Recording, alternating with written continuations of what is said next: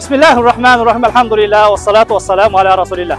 Merimdi, urayımdı Allah'ın atımenen başlap jaratkanга makta olur. Peygambarımızga salam salavatlar aytıp, жалпыңыздарга Madina Munawwara Nurdu Peygambarдын шаары Uhud тоосунан салам айтам. Ассаламу алейкум ва рахматуллахи ва баракатуху.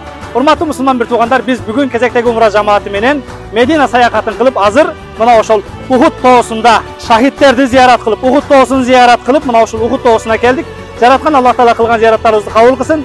Жалпыңыздарды биз менен бирге келерки умра сапарына чакырабыз. Келерки умра сапары Ош шаарынан 29 ноябрь күнү учабыз. Пайгамбар саллаллаху алейхи ва саллям өзүнүн куттуу хадисинде Жабал Ухуд юхиббуна ва нухиббу. Ухуд тоосу бизди сүйөт, биз Ухудду сүйөбүз дейт.